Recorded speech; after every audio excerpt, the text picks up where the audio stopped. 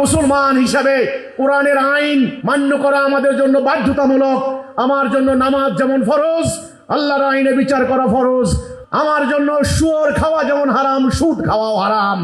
আমার জন্য রোজা রাখা যেমন ফরজ, দিন কায়েম করাও ফরজ, জিহাদ করাও ফরজ।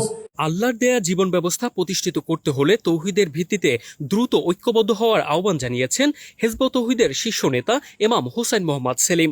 আজ দুপুর 2টায় ময়মনসিংহের টাউন হল তারেক স্মৃতি অডিটোরিয়ামে ময়মনসিংহ বিভাগীয় হিজবুত তৌহিদের উদ্যোগে ধর্মীয় উগ্রবাদ মোকাবেলায় ঐক্যবদ্ধ সংগ্রাম, ঈদ পুনর্মিলনী ও আলোচনা সভা অনুষ্ঠিত হয়েছে। ময়মনসিংহ বিভাগীয় হিজবুত তৌহিদের সভাপতি এনামুল হক বাপ্পার সভাপতিত্বে অনুষ্ঠিত আলোচনা সভায় প্রধান অতিথি হিসেবে বক্তব্য রাখেন হিজবুত তৌহিদের ইমাম হোসাইন মোহাম্মদ সেলিম। প্রধান অতিথি তার বক্তব্যে বলেন, আল্লাহর হুকুম বিধান থেকে সরে গিয়ে মানুষ নিজস্ব জীবন ব্যবস্থা গ্রহণ করেছে। এর ফলেই পৃথিবীব্যাপী অন্যায়, অবিচার, অত্যাচার ও অশান্তি বিরাজ করছে। আল্লাহর দেয়া জীবন ব্যবস্থা অনুযায়ী রাষ্ট্র পরিচালিত হলে মানুষ শান্তি, নিরাপত্তা ও সমৃদ্ধির সঙ্গে বসবাস করতে পারবে। সেই লক্ষ্যেই আমরা মানুষের দ্বারে দ্বারে গিয়ে তৌহিদের উপর ঐক্যবদ্ধ হওয়ার আহ্বান পৌঁছে দিচ্ছি। এই বইয়ের নাম হলো তাওহীদ ভিত্তিক আধুনিক রাষ্ট্র ব্যবস্থা।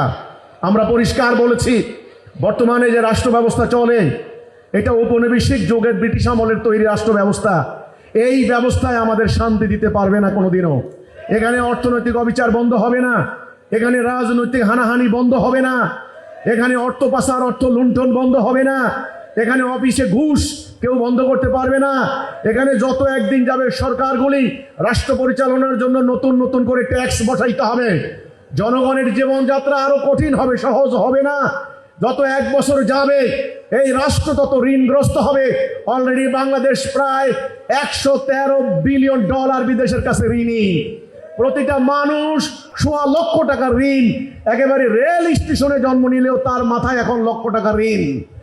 সরকার নতুন বাজেট করেছেন, সেই বাজেট বাস্তবায়নের জন্য নানান ধরনের ট্যাক্সের কথা চিন্তা করছেন। কাজে আমরা বলেছি এই ব্যবস্থা বাস্তবায়ন রেখে ব্রিটিশ আমলের ঔপনিবেশিক যুগের এই ব্যবস্থা আমাদেরকে সুখ, শান্তি, ন্যায় বিচার, মানবতা, মানবাধিকার, আইনের শাসন দিতে পারবে না। আমরা বলেছি এই ব্যবস্থাকে পরিবর্তন করতে হবে। আলোচনা সভায় বিভিন্ন শ্রেণী পেশার মানুষের স্বতঃস্ফূর্ত উপস্থিতিতে অডিটোরিয়ামটি কানায় কানায় পূর্ণ হয়ে ওঠে। অনুষ্ঠানে বিশেষ অতিথি হিসেবে বক্তব্য দেন হিজবুত তৌহিদের সাধারণ সম্পাদক নিজাম উদ্দিন, যুগ্ম সাধারণ সম্পাদক মশিউর রহমান এবং কেন্দ্রীয় নারী সম্পাদক রুফায়েদা পন্নী।